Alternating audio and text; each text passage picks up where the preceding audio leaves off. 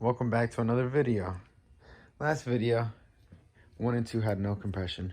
So now that the engine's officially cooked, I'm taking it all apart so that I can hopefully either drop the subframe or pull the engine out. And that oil is coming from the turbo. Cheap eBay turbo. I told y'all I was gonna show you everything. There's oil coming out of the turbo. Holy shit, I never realized this. It was literally pushing oil. Oh my God, it's wet as hell right there. It was pushing oil out from here, spraying it all over there. Holy shit. Why didn't I check this before? I'm an asshole. It's fucking full of oil. So I'm speechless. That's probably why it was smoking so violently, but how'd the oil get there in the first place? You feel me? Like, it was bad enough that it got there. Oh my God. Oh God. It was full. Obviously. I just came to Home Depot in the garden concrete section to get a concrete mixer. This thing apparently is nice for having the coolant come out. I got the car jacked up now, and look at this. I thought it was gonna be sus, like too close to fitting it, but it's actually good.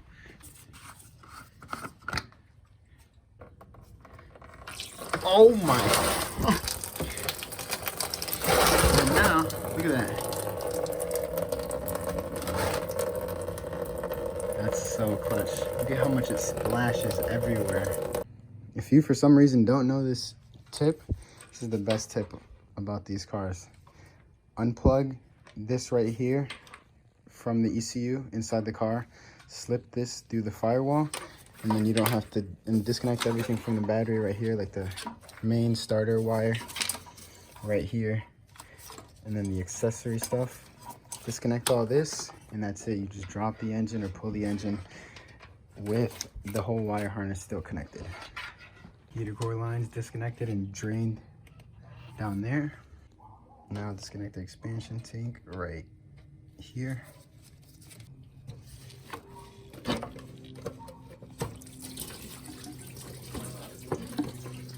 That's why this bin is so nice, because if you have a bucket, it's really hard to catch it in all those places. Skid plate is removed from the steering rack. Bolts right there and up here. All of my oil was leaking from right here. And this is where the actual like fitting right here was sitting on the oil cooler, or the power steering cooler line right there. So I'm hoping once I pop this off, I can see if there's actual damage to the bung right there, because if there is, I can get that switched out and that'll be easy.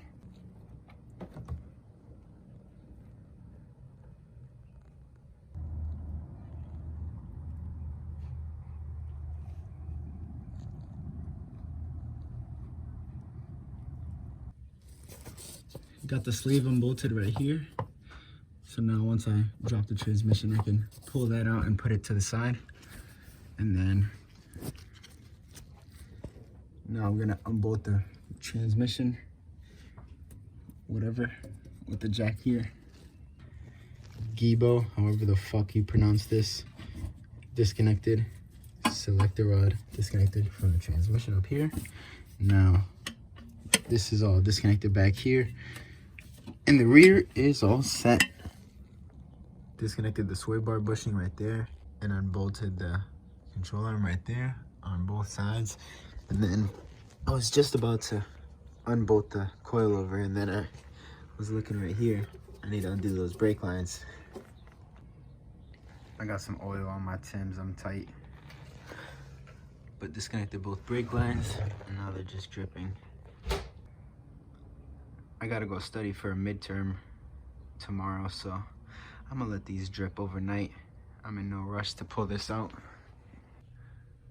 A few days later now, got everything cleaned out under, and I have the jack right now sitting on the subframe. I don't know if that's gonna be to back heavy with the transmission or too front heavy. So it's just gonna be a guessing game really. So coilover nuts off from the top, and I forgot to jack the car sky high. So I need to put those back on and jack them up. And I undid one side and was wondering why it wouldn't fall, and it was because the sway bar was holding it up. So once I undid this side, that side just fell.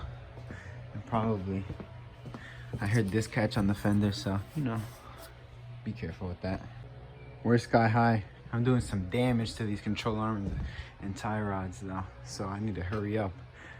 But I measured from about the bottom of the oil pan to the top of the engine. It was like 27 inches, so I got this around 27 inches off the floor.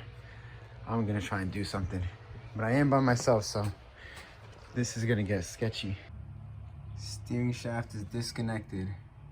Put a screwdriver into there, lowered the subframe a little bit, kind of broke it loose, and then with the pry bar, just slipped it out between the subframe. Now, I think the only thing it's getting caught up on is this turbo manifold. There's a cable going from my wire harness,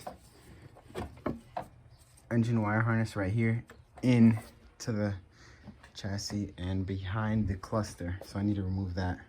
My only two hangups right now are a little bit between the alternator and then that power steering bracket, reservoir bracket, and turbo manifold. So right now I'm just twisting the turbo manifold like this and lowering the jack down and having it slide down the crowbar, whatever, the pry bar.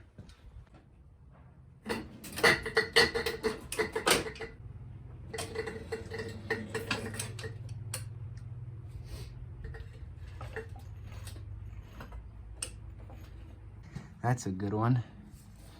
Oh yeah. Don't do this shit by yourself if you care about the car that you're doing it to, because that fender's cooked. Don't break the oil pan. It's out. I jacked this side up a little bit more so that I can just slide this out. Wheel one off, just like the tie rod and control arm off.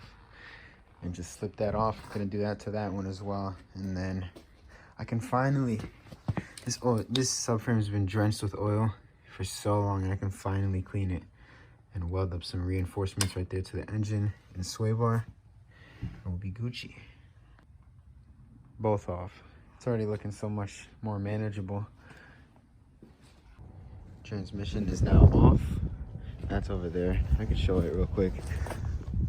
I wire wheeled the whole thing before a year ago, before putting it in. And look at it, it's still exactly how, there's a little bit more oil on it, but still, like, everything is pretty decent. From, I don't know what that is from. It's probably from, oh, that was from that dumbass lube that I used. It's like hot and sticky and mushy now, but the throwout bearing still looks new because it basically kind of is. I do also have a spec stage 3 plus clutch, so it's a full face. Let me get that off. First off, quick tip for those clutch bolts for the pressure plate. I used to use Torx bits, and do not use Torx bits on these square. You're supposed to use a actual like square bit, not a Torx, because the Torx just destroys them as you're tightening them and makes it even harder for you to remove them. So I won't make that mistake again. But then a little bit of a like story behind this engine. Look at how, like, a year ago, so I redid this clutch with this spec stage 3 last year in March, so that's about a year ago right now, since it's March 14th. So it was about a year ago, and then like 2 weeks after I replaced that clutch, the engine blew up and it dropped the valve. Actually, I could put a picture up right now.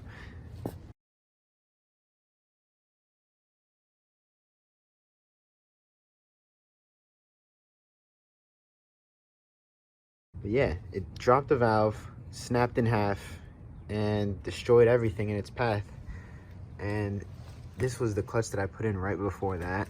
So then I kept the same clutch and I only resurfaced the flywheel, and honestly, I'm gonna keep it like this. So now that I got the flywheel off, I can show you more about the engine. Like, look, I literally redid everything. Every single gasket on this engine last year in April. So I'm honestly just gonna keep that same rear main.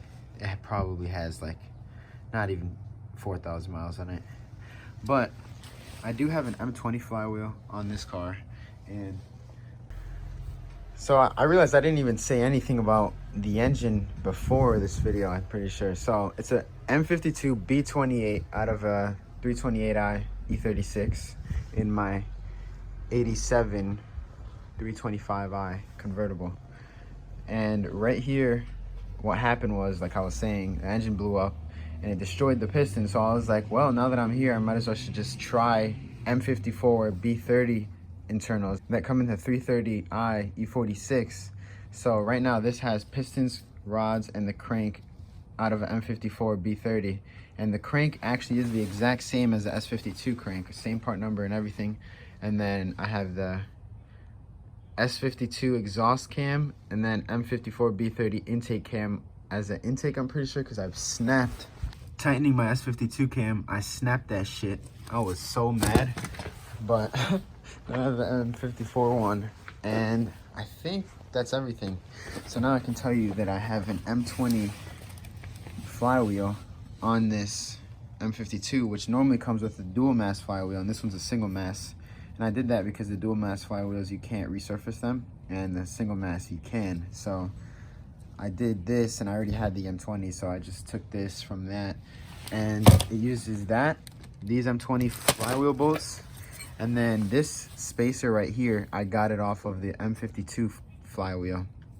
That it was like a ring that was like drilled, it was like riveted in there, and then I just drilled both of those out and took it out. And then that goes right here to space it away from right here so that the flywheel doesn't hit right there.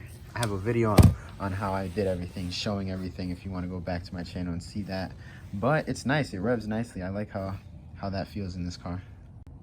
Oh, and lastly, it uses the M20 starter because of this.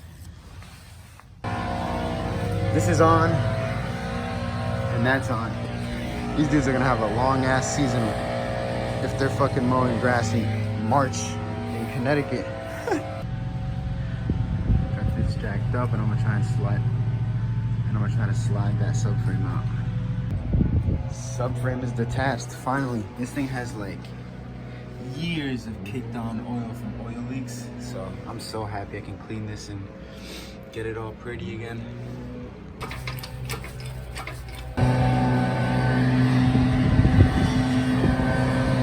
3 fucking leaf blowers.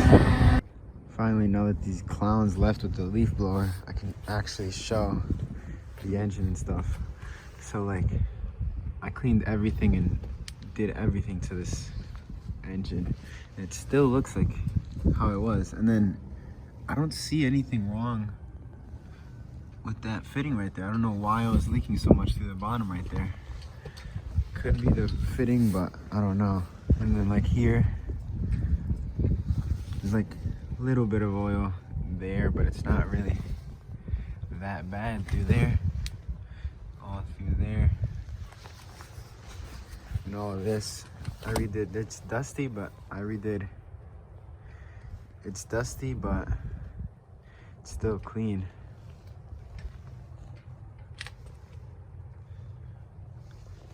Now I can start disassembling.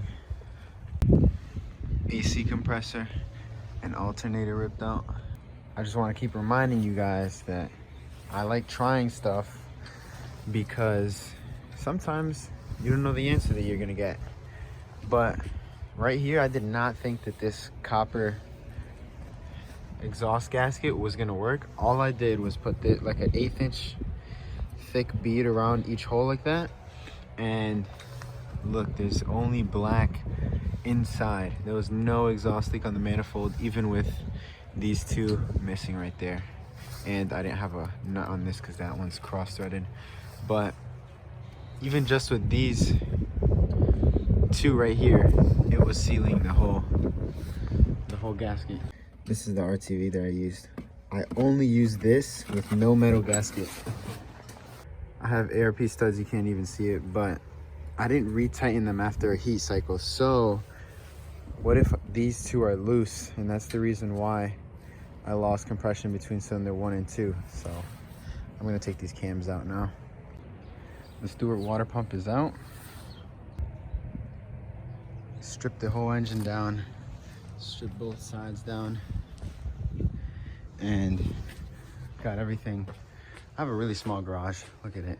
I don't have much room to do much in it, so little tip, put everything under the car and you have a lot more space. Like right here, I have all the accessories there, and I'm gonna open up another cardboard right here for all the internals like camshaft, crank, pistons, all that stuff.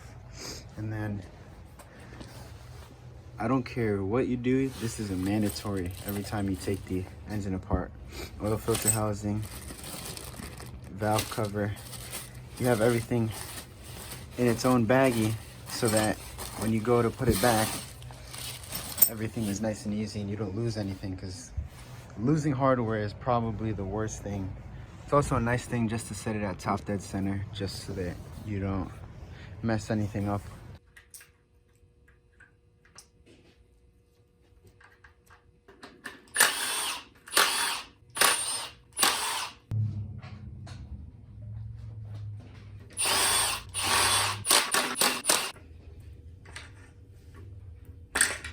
Now that the Vanos is off, I want to take all of these off so that I can take this Vanos chain off.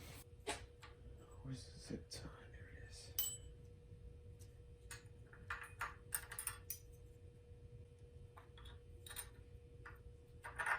When you take this off, have a zip tie ready so that you can pull this off, zip tie the chain together so that you don't have to realign these. Just like that. Now I can pinch that together, like so.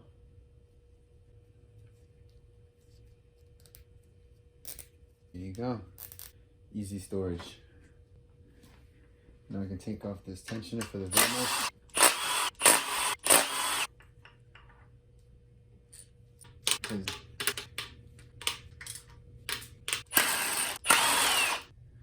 These caps are all labeled E1, E2, E3, and so on. E is for the intake, and then A is for the exhaust. E1 has to be facing, like the lettering has to be facing towards the exhaust on both of them. So now I can pull the cam out like this. And then for the lifters, you just want to lift it up slowly so that they all drop down. So now you know that one goes to there, there, and you know, it all lines up. And you do want to make sure that you put them where they came from, because they're all like machined into each other. I don't know. Everyone says to do it, so just do it. So now that those are in there, you can carry them around, but only when they're upside down. So store them like this. If you turn it over, they're all gonna fall out.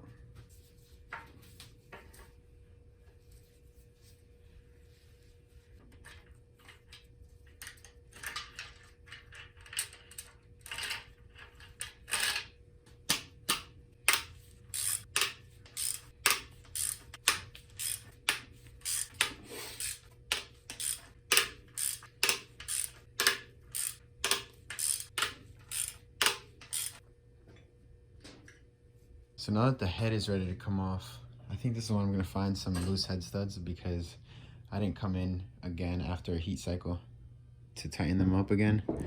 So let's see.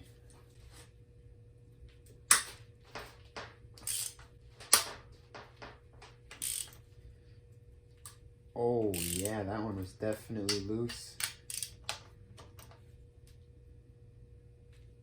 That one wasn't as tight as those two. That one was nowhere near as tight as those. That one is not as tight as the first two.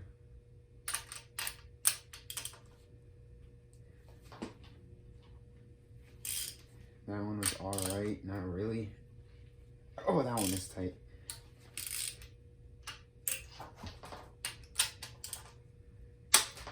Oh, okay, that one stayed true.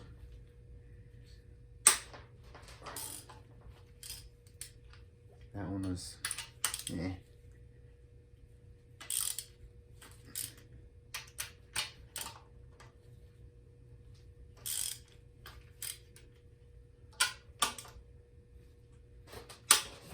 Okay.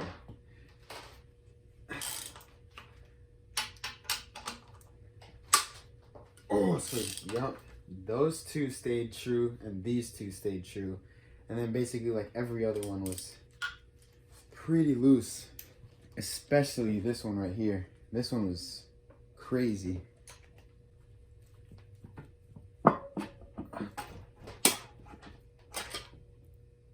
Oh God. Oh, that's some good damage. I'm happy there's some visual damage. Look at that. Ooh. Yeah. What the fuck, bro?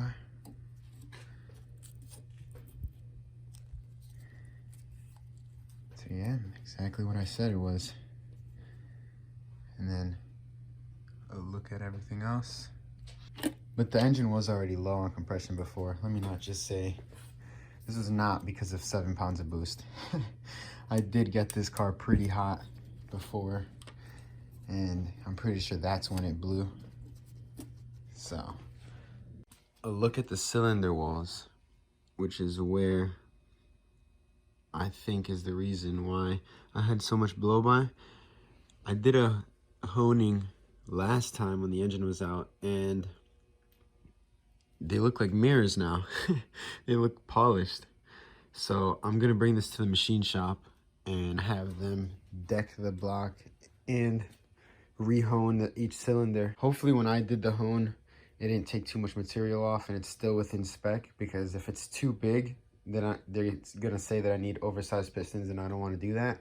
So I'm gonna have to get a new block, which sucks because then I'm gonna have to clean it and paint it all again. But hopefully I can just bring this to the machine shop, have them do the deck and hone. And then the head also, I haven't even looked under here. I'm gonna prop it up real quick. What the fuck? Piece of the head gasket got stuck between the valve and the fucking... No, don't tell me that the head is gonna be done because of that. Fuck. So they're probably gonna have to grind that and make it work, but I don't know if it's gonna be able to. Like, it might be out of spec if they grind that much out of it. So we'll see, because fuck, I did not know that was a problem. Actually, I'm gonna take the spring off right now, just so I can show. And look at this Harbor Freight tool. I've taken all the valves out, in and out twice with this tool, and all I needed to do is grind a little bit off of each 4 corner, and she's been working nice. You just gotta hold it right here at these 2 points and tighten. I'm trying to do it on camera though. There we go. And just push down on it nice and hard. So now I can just take that whole assembly off and untwist this. So there's a little piece right there. Yeah, I feel like that's definitely gonna need to be regrinded, because I just wiped that off and there's an actual mark on there. Yeah, that little black spot feels like an indentation or whatever, or like a little nick in it. And the valve, that's all I see right there. So like you saw, there's always some new shit every time you do this. So I'm just gonna figure out what to do with that. I'm gonna probably take that spring off, let the valve come out, inspect everything, and then bring everything to the machine shop, see what they say, you know. But this is gonna be the end of the video because there's really nothing else that I can do. But I'm gonna take all those out, but that'll be in another video. Thanks for watching. Go follow me on Instagram right here if you want to see more up-to-date updates. And thanks for watching.